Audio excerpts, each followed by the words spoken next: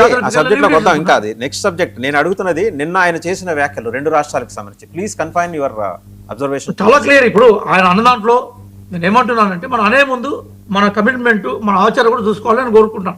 కానీ ఆయన కులరహిత ఒక వ్యవస్థను కోరుకున్నప్పుడు దాన్ని ఎవరైనా ఆహ్వానిస్తాం. కాంగ్రెస్ పార్టీ అనే కులంలో మాట్లాడట్లేదు.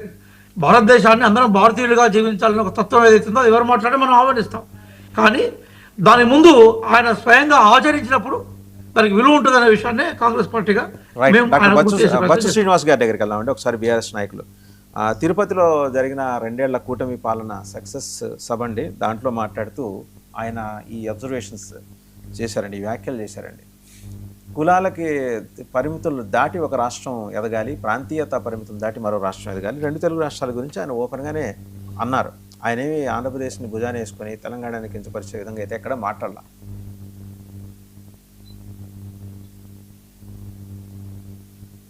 మొదట 99 వీక్షకులకు, మీకు అక్కడ ఉన్నటువంటి పెద్దలందరికీ కూడా నమస్తే. పవన్ కళ్యాణ్ గారు చేసిన వ్యాఖ్యల పట్ల మాకేం అభ్యంతరం లేదు సార్ యాక్చువల్గా. ఎందుకంటే ఆయన ఏమంటుండే ఒక మంచి మాట మాట్లాడి, ప్రాంతాలకు అతీతంగా లేకపోతే కులాలకు అతీతంగా, కులాల ఇబ్బంది ఆంధ్రప్రదేశ్లో ఉంది అనేది వారి అభిప్రాయం. ప్రాంతాలకు అతీతంగా అంటే వారు కూడా వచ్చి ఇక్కడ పోటీ చేస్తారు, ఆంధ్రప్రదేశ్లో ఉన్నటువంటి పార్టీలు వచ్చి తెలంగాణలో పోటీ చేస్తారు, తెలంగాణలో వాళ్ళ ప్రాతినిధ్యం కోసం ప్రాకులాడుతున్నారు అనేటువంటిది వాళ్ళ అభిప్రాయం. దాంట్లో ఏముంటుంది సార్, భారత రాజ్యాంగం ప్రకారం దేశంలో ఏ రాజకీయ పార్టీ అయినా ఎవరైనా ఎక్కడికైనా వెళ్ళి పెట్టుకోవచ్చు, పోటీ చేయొచ్చు. గతంలో కూడా పవన్ కళ్యాణ్ గారు ఈ తెలంగాణలో పోటీ చేసిండ్రు. వారు కొంత జనసేనాని, జన సైనికుల కార్యకర్తల కొంతమంది ఉన్నారు. అదేమో దాని పట్ల ఏం లేదు. కానీ తెలంగాణ ఏర్పాటు, తెలంగాణకు సంబంధించి జరిగినటువంటి సుదీర్ఘ, ఇప్పుడే మా రియాజ్ గారు కూడా మాట్లాడింది, ఆ సుదీర్ఘ ప్రస్థానం పట్ల ఆంధ్ర ప్రాంత నాయకులు ఎవరైనా, మీరు ఇప్పుడు మాట్లాడినటువంటి చంద్రబాబు నాయుడు గారైనా లేకపోతే పవన్ కళ్యాణ్ గారైనా ఇంకెవరైనా ఆ రోజు తెలంగాణ మీద ఉన్న మమకారమా లేకపోతే విడదీయరాని అనుబంధమా, తెలంగాణ ఏర్పాటును స్వాగతించినటువంటి వాళ్ళు లేరు, తెలంగాణ ఏర్పాటు కోరుకున్న వాళ్ళు లేరు. ఎవరన్నా ఉంటే చాలా తక్కువ, వాళ్ళు బయటకు వచ్చి మాట్లాడిన వాళ్ళు చాలా తక్కువ. సో అట్లాంటి పరిస్థితుల్లో తెలంగాణ ఏర్పాటు జరిగింది, ఓ 12 సంవత్సరాల కాలం జరిగింది. తెలంగాణకు వచ్చి పోటీ చేసుకోవడం రాజ్యాంగబద్ధంగా ఎవరు కాదన్నారు. కానీ ఒక సెన్సిటివిటీ క్రియేట్ చేయాలా, నిజంగా ఈ విషయంలో కాంగ్రెస్ పార్టీతోని కలిసే ఒక చర్చకు తెరలేపారు తెలంగాణలో అనేటువంటిది మా అభిప్రాయం. ఇప్పుడు ఆ రోజు కాదు, తర్వాత రోజు ఇస్తే ఆయన తర్వాత రోజు ఒప్పుకొని పోయి ఉంటే అయిపోయేది. లేదు మేము ఇయ్యము, మీరు పంచాయతీ లేపండి, లేకపోతే మీరు ఎమోషనల్గా మాట్లాడండి అని దాంట్లో కొంతమంది వ్యక్తులను ఉద్దేశించి వారు మాట్లాడింది. నిజంగా అట్లాంటి, అంటే ఏ రోజైనా తెలంగాణలో అట్లాంటి వాయిస్ వచ్చినప్పుడు నిజంగా పవన్ కళ్యాణ్ గారు ఏమైనా తప్పు మాట్లాడినరా అంటే, నన్ను వ్యతిరేకించే వాళ్ళు అయ్యజాగిరా అన్నారు ఆయన. నిజంగా కూడా మరి అది కరెక్ట్, తప్పు అంటే తప్పు కూడా ఏం కాదు.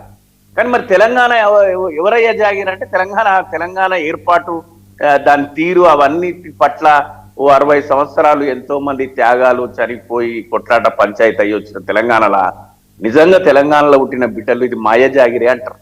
సో అట్లాంటి చిన్న చిన్న ఇష్యూస్ మినహాయిస్తే తెలంగాణలో కూడా ఎవరైనా పోటీ చేయొచ్చు. నేను అనుకోను తెలంగాణ ప్రజలు పవన్ కళ్యాణ్ గారో ఇంకెవరో ఇక్కడికి రాగానే వాళ్ళను ఇమ్మీడియట్ గా, అంటే సత్వరమే ఆ పార్టీలకు పెద్దపీట వేస్తాయి. తెలంగాణను పాలించేటువంటి ఇక్కడ ఉన్నటువంటి భారతీయ జనతా పార్టీ లేకపోతే కాంగ్రెస్ పార్టీ లేకపోతే బీఆర్ఎస్ పార్టీ, ఇట్లా ఇక్కడ ఉన్నటువంటి స్థానిక పార్టీలను కాదని ఇంకో 4వ రాజకీయ ప్రత్యామ్నాయానికి, 5వ రాజకీయ ప్రత్యామ్నాయానికి ఎదురు చూస్తున్నారు తెలంగాణ ప్రజలని నేనైతే అనుకోలేదు. వాళ్ళని స్వాగతిస్తున్నాం, పవన్ కళ్యాణ్ గారి వ్యాఖ్యలను స్వాగతిస్తున్నాం రాజ్యాంగబద్ధంగా. అందులో ఎట్లాంటి శశబిషలు లేవు, మాకు ఎట్లాంటి అభ్యంతరం లేదు. రాబోయే రోజులోనన్నా ఒక స్థిమితమైనటువంటి కన్సిస్టెన్సీ, కంటిన్యూటీ ఉండే విధంగా పవన్ కళ్యాణ్ గారు ఒక రాష్ట్ర ఉప ముఖ్యమంత్రిగా వారి వ్యాఖ్యలు ఉండాలి. ఇక్కడ ఒకలాగా మాట్లాడినరు, తర్వాత అక్కడ ఆంధ్రప్రదేశ్ పోయి మళ్ళొక మాట మాట్లాడినరు, మళ్ళీ ఇప్పుడొక మాట మాట్లాడిండ్రు. అంతకుముందు వారు పార్టీ ఏర్పాటు క్రమంలో మాట్లాడినటువంటి మాటలు అంటే దేర్ ఈస్ నో కన్సిస్టెన్సీ.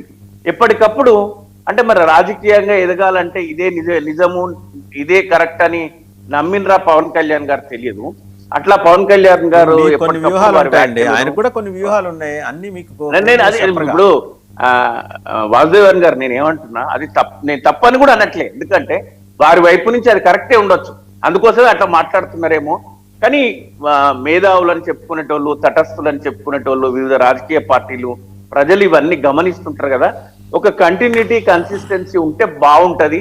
ఎప్పటికప్పుడు తన అంటే రెచ్చగొట్టే వ్యాఖ్యలు లేకుంటే మంచిది, అది మినహాయిస్తే ఎవ్రీథింగ్ ఈజ్ ఫైన్. రైట్ అండి. ఒకసారి ఉపలక్ష్మణ్ గారి దగ్గర, ఉపలక్ష్మణ్ గారు 1,00,000 కోట్లు కావాలి హైదరాబాద్ కోసం, మొత్తం 6 ప్రతిపాదనలు పెట్టారు ఆయన. Metro phase 2, regional link road, Bharat future city, AI hub, semiconductor electronics, అలాగే skills university, rail and logistic hub.